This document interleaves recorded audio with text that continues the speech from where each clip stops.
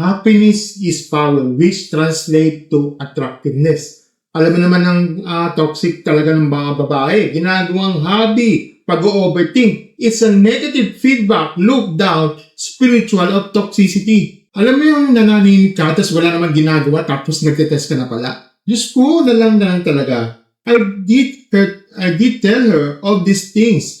And ang mali ko, I was so patient and tolerate with her.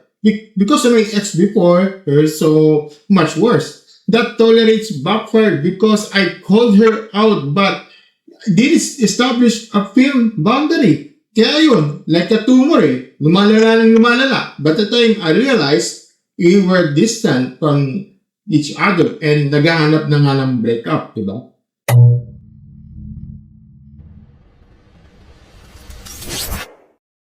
Hello mga stories! Welcome back sa isa namang Ready Reaction Podcast dito sa ating channel, My Stories. Pala si Martin at mga stories for the day's video podcast. Ito na magandang topic to. Tayo magsisigurado marami sa inyo ang makaka-relate. Okay?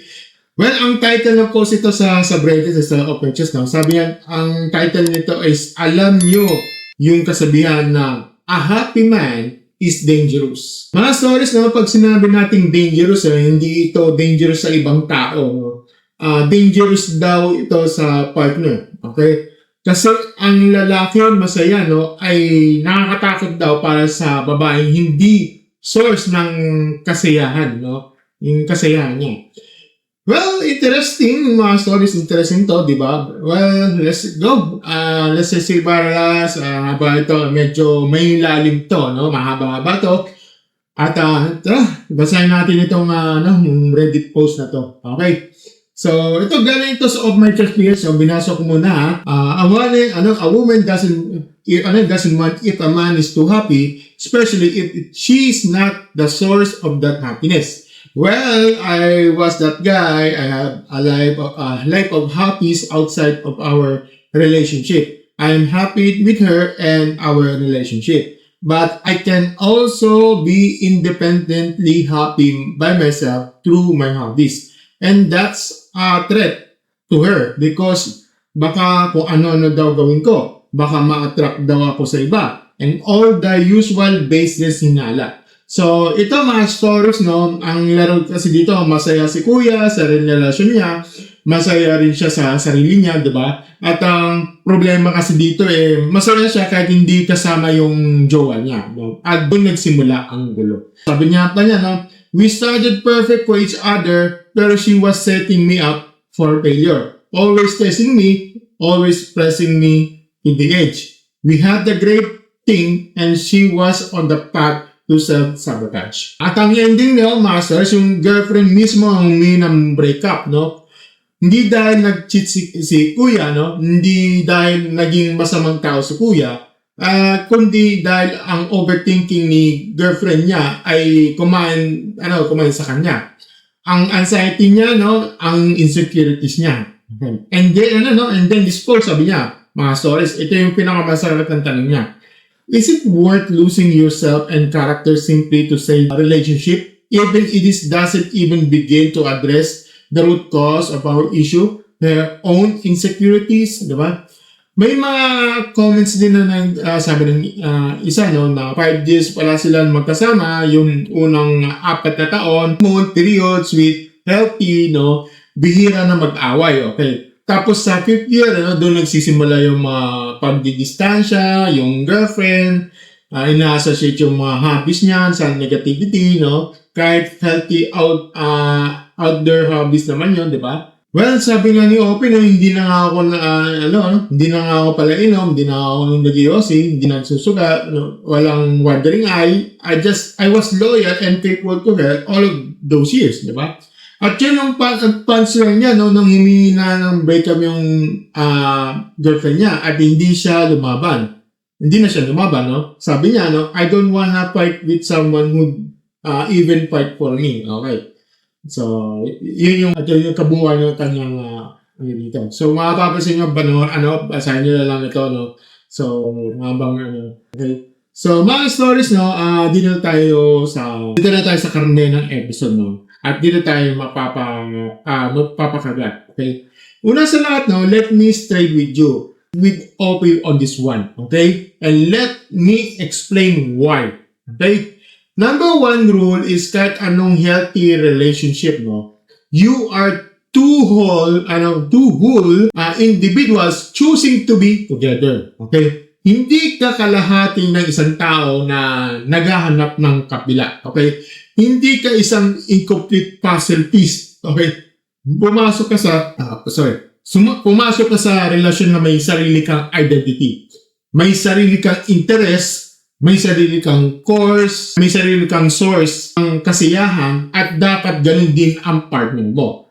Yun ang maturity, yun ang healthy love, okay? Hindi yung ikaw lang ang mundo ko, ikaw lang ang dahilan kung bakit ako bumabangon sa umaga, di ba? Mga stories, no? Romanticize natin yan sa movies, pero sa totoong buhay, ang tawag dyan ay codependency, codependency. Yung ang codependency niya, hindi siya love story. Yan ay horror story in slow motion. Okay? Yun, dito tayo medyo opinionated, so you have to bear with me. Okay? Unang-una, ang insecurity na hindi na ina-address na nagiging weapon. Okay? Look at the pattern mo. Look at this pattern, mga stars, no? Si Kuya, wala naman ginagawang masama. Okay? Wala naman siyang ginagawang masama. Walang red flag sa behavior niya base sa kwento niya. Hindi pala inom, hindi sugalero, hindi siya playboy, yung ganito ganyan, diba? Ang ginagawa niya lang, may hobby siya, nag-enjoy sa buhay, at yun ang naging problema. Pag-isipan natin yan, Ang krimen niya na masaya siya, na hindi siya miserable, na hindi siya nakadepende sa girlfriend niya, para sa lahat ng kasiyahan niya sa buhay. Kasi at anong ginawa ng girlfriend? Instead na introspect, no? Imbis na mag-introspect, instead na tanungin ang sarili kung bakit siya insecure. Okay? Instead na mag-seek ng professional help para sa anxiety niya. Anong ginawa niya? Ginawang parusa si Kuya. Shit test. Hinala. Accusations. Pagdidistansya. Hanggang na siya yung mismo ang humihiling sa breakup. Mga stories, no? Yan ang classic self-sabotage. Okay? At ang masaklap dito, ang tao ang sinisisi niya, siya lang din pala yung sumisira eh. Di ba? Pangalawa, the policy of kung mahal mo ako lang yung sapat sa'yo. Well, ito yung pinaka-toxic na belief system na pinapalaganap ng Filipino dating culture eh. Okay? Yung idea na pag may jowa ka, siya na lang dapat ang source ng lahat. Yung kasiyahan mo, yung fulfillment mo, yung purpose mo, at pag hindi mo mahal. May iba ka. Di ba? Sabi ba tayo kung mas masaya ka doon sa hobbies mo? Di ba? That's a false dilemma. False dilemma to, mga stories, no? It's either ako lang yung mundo mo or hindi mo ako mahal. Diba? Walang in-between eh. Walang middle ground. Kasi, hindi pwedeng, mahal kita at may sarili na akong buhay. Hindi pwedeng pareho, di ba? Kasi sa totoo lang, mga stories, ang pinaka-attractive na partner ay yung may sariling buhay. Yung hindi sa'yo, nakasalalay para sa lahat. Okay? Yung kahit tanggapin mo siya sa relasyon, may patutunguhan pa rin siya sa buhay, diba? At yung gano'n ang nakakatakot sa mga insecure, well, kasi alam nilang, hindi ka captive. Hindi ka hostage. Pipiliin mo silang mahaling araw-araw, at yun ang nakakatakot. Kasi anumang araw, pwedeng kang umalis, diba? Hindi naman dahil gusto mo, kundi dahil kaya mo, di ba? And that's the point, di ba? Love should be a choice, not a cage, di ba? Pangatlo, tolerance without boundaries is not patience, it's enabling, okay? At dito naman may accountability, okay? At yung credit sa kanya, kasi inamin naman niya rin no? Sabi niya sa comments, ang mali ko, I was so patient and tolerant with her. That tolerance backfired because I called her out but didn't establish a firm boundary. Ito yung lesson ko ito mga lesson dito mga source. So, para sa lahat ng mga lalaki na nakikinig dito sa mga source natin, no? At pati na rin sa mga babaya. Okay? At pagiging maunawain ay maganda. Okay? Pero ang pagiging maunawain ay walang boundaries. Invitation niya para abusuin ka. Diba? Hindi porket matiisin ka, no? Tama na yung tiis. Hindi porket kaya mong tiisin, ibig sabihin, titiisin mo na. Kasi, anong mangyari, 5 years, unting-unting lumala yung behavior na girlfriend, no? Kasi walang consequences. Walang boundary na sinasabing this far and no further. At tulad ng sinabi niya, no? Parang tungol na lumala, no? Nang lumala hanggang sa wala nang magawa kundi i-cut off na. So to all the guys na nagtataga diyan, no, sa mga partners na puro test, puro hinala, puro insecurity na hindi na ina-address, well, mag-set ka na ng boundary. Hindi yan kabastusan dito, mga stores. Hindi yan kabastusan. Hindi yan lack of love. Yan ay self-respect. Kung hindi niya ma-handle ang boundaries mo, then hindi ikaw ang problema. Okay? Number 4. I don't want to fight for someone who won't even fight for me. Ito ang pinaka-powerful line sa buong post na ito para sa akin. So, kasi alam niya mga source, no? Madalas pag-break up lang sila sabi, bakit di ka lumaban? Bakit hindi mo ipinaglaban? At parang lagi tayong ginigil trip kapag hindi tayo pero ask yourselves, okay? Pero ask yourselves, kanino ka lumalaban? Para sa taong tinitesting ka na parang labrat, para sa taong naturing sa kasiyahan mo ay banta, para sa taong siya na mismo ang umiining na breakup. Diba? Hindi lahat ng relasyon worth fighting for. Okay? Minsan, ang pinakamatapang na desisyon ay yung paglayo. Okay? Kasi kung paglaban para sa taong ayaw naman para sa'yo, di yan lang. Yan ay self-destruction disguised as devotion.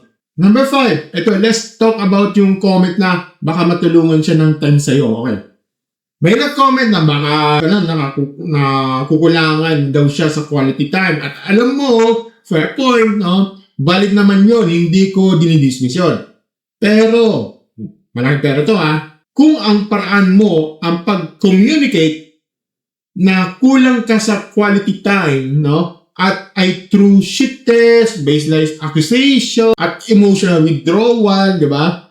Then, hindi yan communication issue. Okay? Yan ay maturity issue.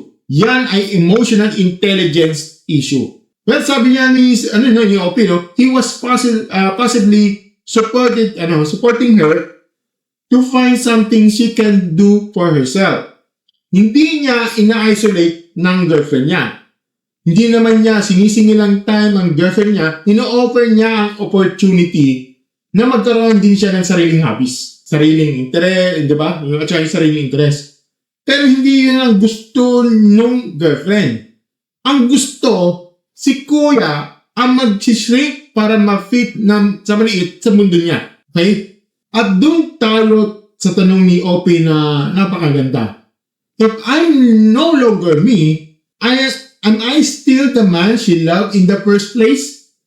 Or an empty, nested house devoid for fun?